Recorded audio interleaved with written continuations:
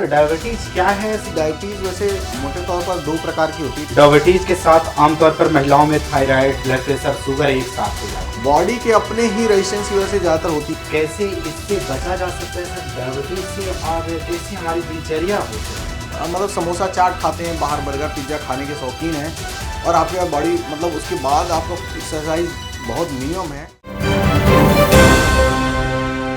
खबर विस्तार, मैं आपके साथ मनीष दाहिया।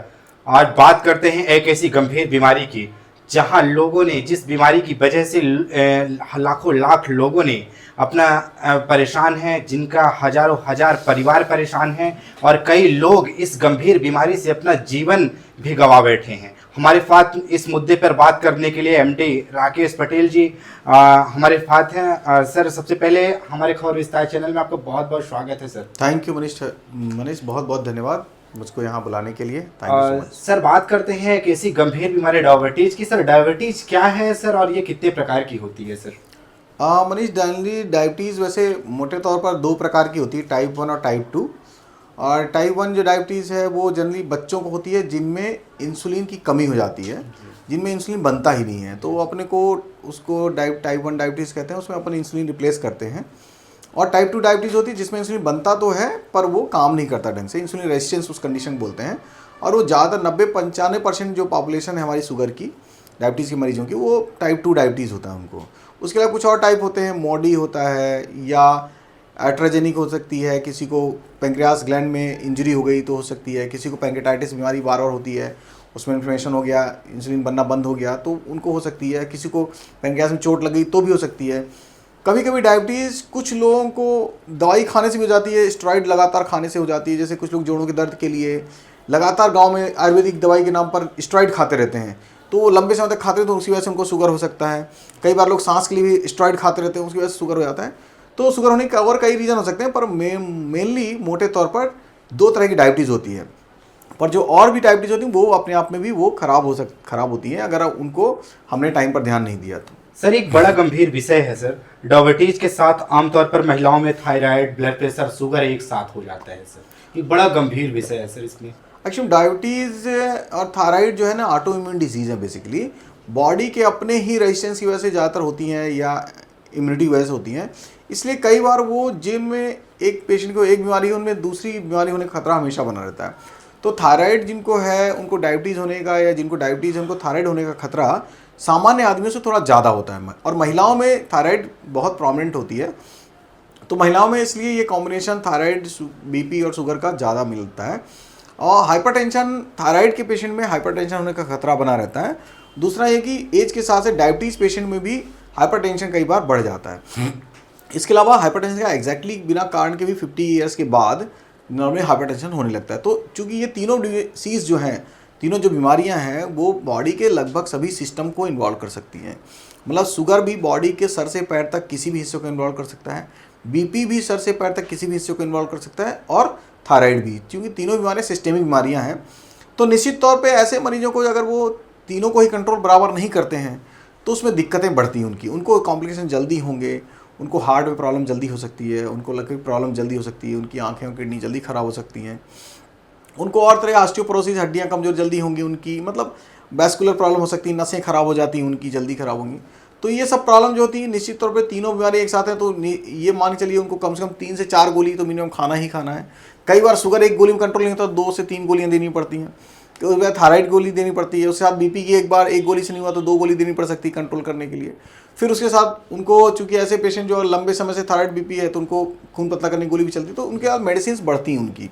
और जब मेडिसिन बढ़ती हैं तो उनका कंप्लायंस कम होने का खतरा रहता है कि इतनी गोलियां रोज़ खाते खाते कई बार पेशेंट परेशान भी हो जाते हैं। तो कई बार कभी ये खाए, कभी वो खाए, कभी नहीं खाए, कभी थोड़ा उनको आलस से आने लगता है कि इतनी गोली मैं खा रही हूँ, मैं परेशान हूँ, तो कभी एक ही टाइम खा लिए, कभी 2 टाइम खाए।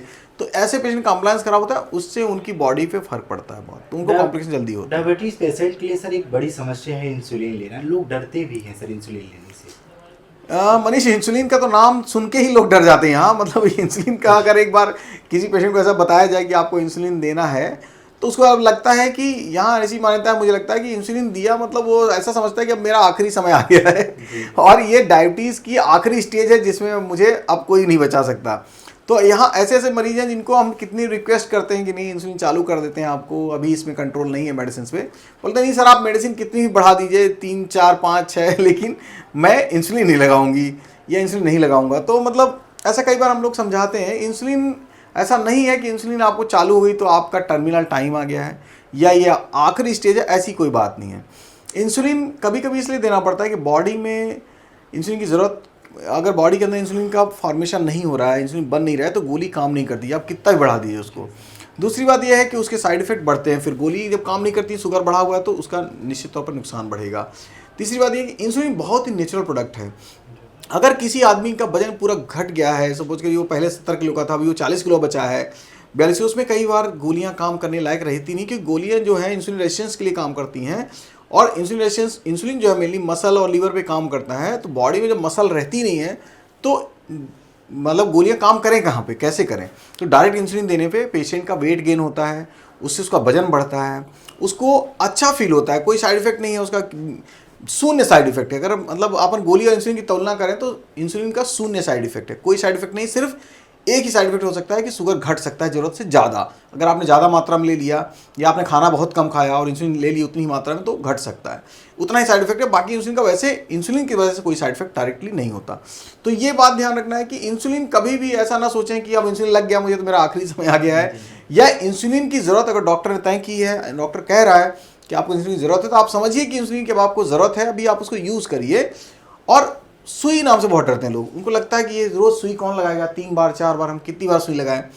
तो आजकल क्या है कि पेन डिवाइस आई हैं, पेन डिवाइस में आपको बहुत कम पेन होता है, उसमें आप सेट कर सकते हैं 6 यूनिट 8 यूनिट 10 यूनिट, और आप उसको प्रिक करेंगे, बहुत मिनिमम पेन होता है। और आपको पूरी बॉडी साइड्स बताई जाती हैं कि भाई पेट के इतने एरिया में आप लगा सकते हैं, थाई में लगा सकते हैं, आर्म में लगा सकते हैं, पीछे यहाँ लगा सकते हैं, कभी कभी कॉफ में लगा सकते हैं। मतलब आपके लिए बहुत सारा एरिया है जहां आप इंसुलिन यूज़ कर सकते हैं। आपको देते हैं सर कम समय में और कम शब्दों में सर मैं जानना चाहता हूँ कि कैसे इससे बचा जा सकता है सर डायबिटीज से, और कैसे हमारी दिनचर्या हो सर कि इस गंभीर बीमारी से बचा क्योंकि जाए। ज़्यादातर लोगों को टाइप 2 डायबिटीज़ होता है। टाइप 2 डायबिटीज़ में तो लाइफ स्टाइल मॉडिफिकेशन बहुत बड़ा पार्ट है।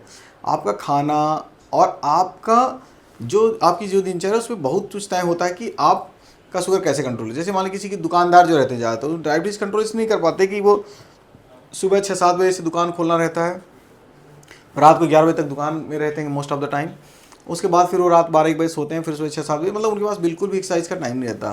तो थोड़ा एक्सरसाइज बहुत ही मस्ट, एक्सरसाइज से इंसुलिन रेजिस्टेंस कम होता है बॉडी के अंदर और शुगर अपने आप कंट्रोल हो जाता है। दूसरा ये है कि आप खाने पीने में ये ध्यान रखना है कि आप उतना ही खाएं जितना आपका खर्च हो। अगर आप 4 रोटी खा रहे हैं और आपके पास काम 1 रोटी का ही है, तो निश्चित तौर पे 3 रोटियों से बॉडी में वेट गेन होगा और रेजिस्टेंस बढ़ेगा।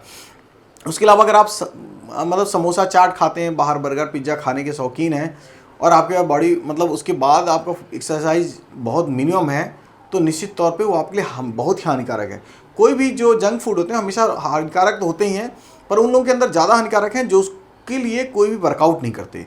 अगर आप समझिए 5 किलोमीटर 10 किलोमीटर रोज दौड़ते हैं, तो आपने कुछ थोड़ा बहुत खा भी लिया तो बहुत दिक्कत नहीं है, लेकिन आप अगर 10 कदम भी नहीं चलते हैं और 3 रोटी भी खा लिए तो आपके लिए बहुत मतलब वो मुश्किल करेगा। सर भविष्य में ऐसे कोई रिसर्च हो रहा है डायबिटीज की रोकथाम के लिए सर? क्या डायबिटीज़ पे बहुत काम हो रहा है। डायबिटीज़ पे अभी नई ड्रग आने वाली है, कभी जो सबसे लेटेस्ट ड्रग आने वाली है उसको वीकली हो गई है, वो हफ्ते में 1 ही दिन आपको खाना पड़ेगा, कुछ दिन में लॉन्च हो जाएगी मेरे ख्याल से 2 महीने बाद, 1-2 महीने में।